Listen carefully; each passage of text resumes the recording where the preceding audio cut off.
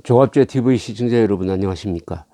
우종창 기자가 김세윤 서울중앙지방법원 형사 22부 재판장을 직권남용 권리행사방해 공무상 비밀누설 등의 혐의로 경찰에 서울 서초경찰서에 고발을 했습니다. 고발한 내용을 보내와서 제가 한번 읽어보고 이것은 꼭 한번 소개해 드릴 필요가 있다는 생각이 들었습니다. 우종창 기자는 조선일보, 월간조선 등에서 활동했고 요사이는 이 진실과 정의라는 제목의 이 유튜브 TV 방송을 하고 있는 아주 맹렬한 기자인데, 특히 이 박근혜 최서원 사건, 이걸 흔히 국정농단 사건이라고 그러는데 그건 언론이 붙인 이름이고, 그 사건과 재판 수사를 취재를 하고 있는데 한 1년여 동안 가장 깊숙이 취재한 기자입니다. 깊숙이 이 문제를, 이분이 원래 사회부 기자 출신이고 월간조선에 있을 때 아주 큰 특종을 많이 한 기자인데, 그런데 이 왜 고발을 했느냐, 조금 제일 처음에 약간 생경한 느낌이 들었는데 읽어보니까 이건 소개할 가치가 있다는 생각이 들었습니다. 그 중에서 이걸 중점적으로 소개를 해드리겠습니다. 지난 4월 6일 박근혜 전 대통령에 대해서 이 1심 선고 공판을 생중계로 했습니다. 생중계로. 텔레비전에 생중계하도록 허용을 했습니다. 아주 이례적인 것이죠. 그 부분에 대해서 이거는 직권남용 권리행사 방해에 해당한다. 이런 논리를 지금 우종창 기자가 펴고 있습니다. 그 대목을 제가 한번 소개를 해드리겠습니다. 이 고발장 내용입니다. 피고발인 김세윤 재판장은 2018년 4월 6일 서울중앙지방법원 제417호 법정에 생중계용 카메라 4대를 설치하게 하여 약 98분 동안 대통령 박근혜에 대한 1심 판결 이유와 판결 주문을 직접 낭독한 사람입니다. 이러한 생중계에 대해 대통령 박근혜는 재판부에 보낸 자필 서한에서 생중계 거부 의사를 분명히 밝혔음에도 김세윤은 이를 묵살하였습니다. 이로 인해 생중계를 지켜본 대한민국 국민들은 물론 전 세계인들은 확정되지도 않은 대통령의 혐의가 마치 사실인 것처럼 인식하게 되었습니다. 대통령 박근혜의 혐의가. 직권남용죄는 공무원이 그 일반적 직무 권한에 속하는 사항에 관하여 직권의 행사에 가탁하여 실질적 구체적으로 위법, 부당한 행위를 한 경우에 성립하고, 그 일반적 직무 권한은 반드시 법률상의 강제력을 수반하는 것임을 요하지 아니하며, 그것이 남용될 경우 직권 행사의 상대방으로 하여금 법률상 의무 없는 일을 하게 하거나 정당한 권리 행사를 방해하기에 충분한 것이면 성립됩니다.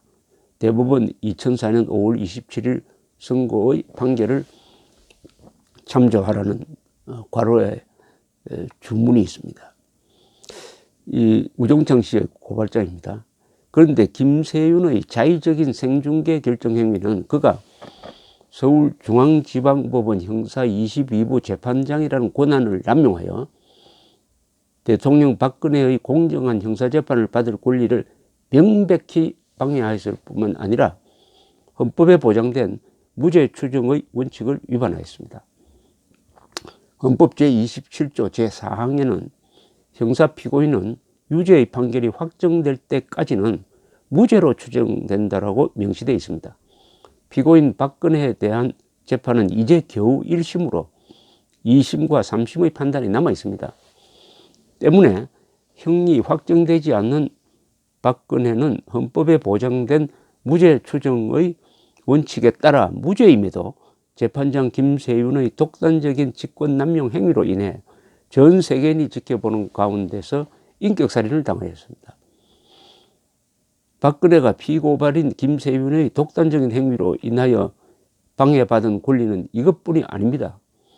김세윤은 대통령 박근혜에 대한 1심 판결 이유와 판결 주문을 공개하는 생중계에서는 온 국민의 관심사항인 문제의 태블릿 PC 사용자에 대한 언급을 전혀 하지 않았으나 태블릿 PC 사용자를 최서원으로 적시한 1심 판결문을 판결 선고 직후에 피고발인 2, 3, 4가 소속된 종편 JTBC에게만 제공하여 단독으로 보도하게끔 하였습니다.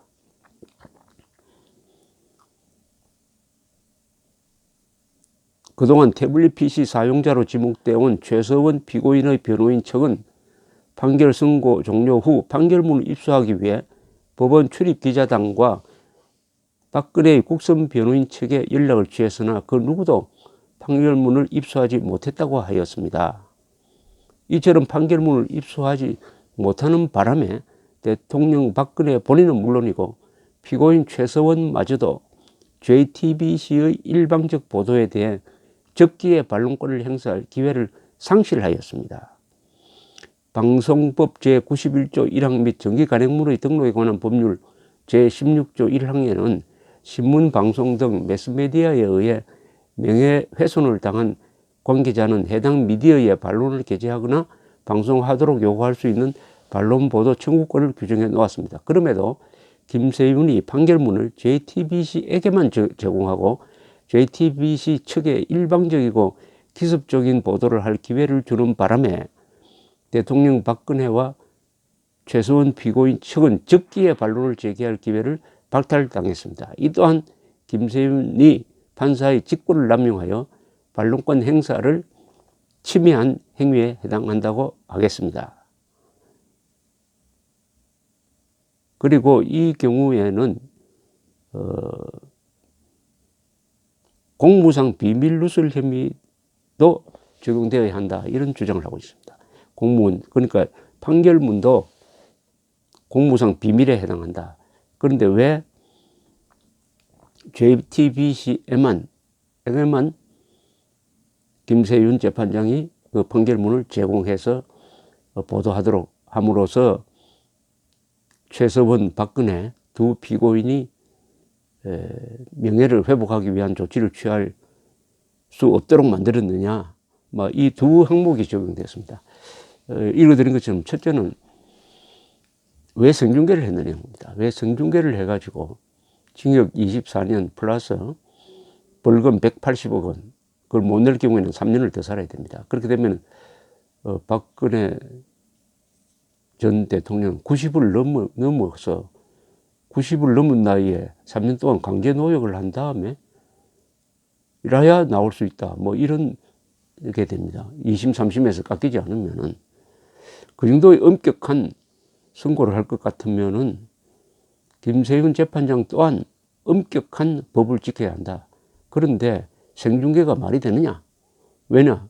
형이 확정되지 않은 사람이다. 2심, 3심이 남아 있는데 전 세계가 보던 그런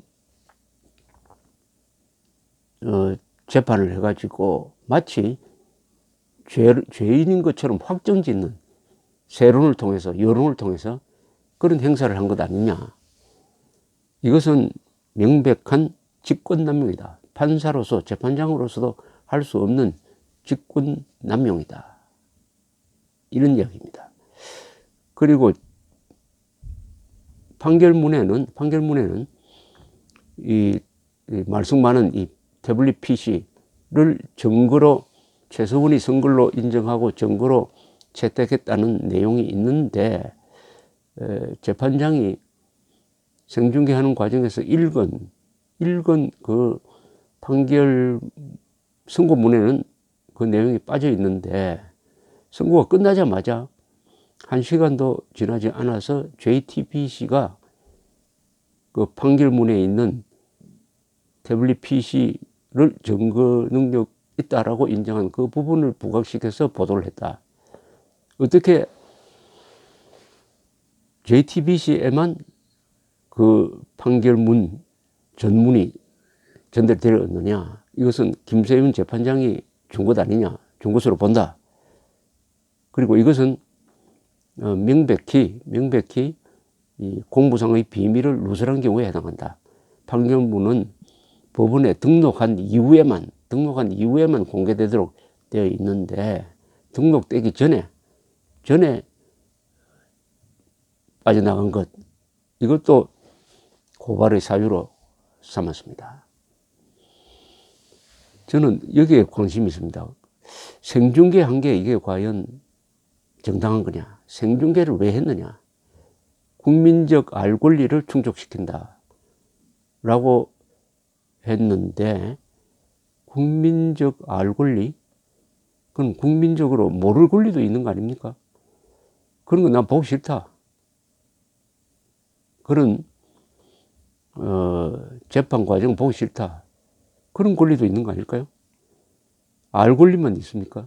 더구나 박근혜, 주 당사자인 박근혜 씨는 나에 관한 내용이 그렇게 적나라하게 재판장에 의해서 말하면 준엄하게 농고되는 그 정보는 국민들한테 알리고 싶지 않다라고 하는 주장할 권리가 있습니다.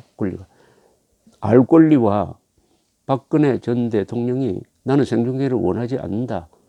그러니까 명예를 보호하려고 하는 권리 사이에서 어느 쪽을 선택을 해야 하느냐의 기준은 헌법일 것입니다. 헌법은 박근혜 전 대통령은 지금 현재도 무죄인입니다. 무죄인. 지금 재판이 하고 2심, 3심 계속 되는데 생중계를 해가지고 마치 유죄임을 기정사실로 만들어버리면 2심, 3심에도 영향을 주게 됩니다. 더구나 판사들은 놀랍게도 요사이 판결 경향이 여론과 권력에 민감하게 반응합니다.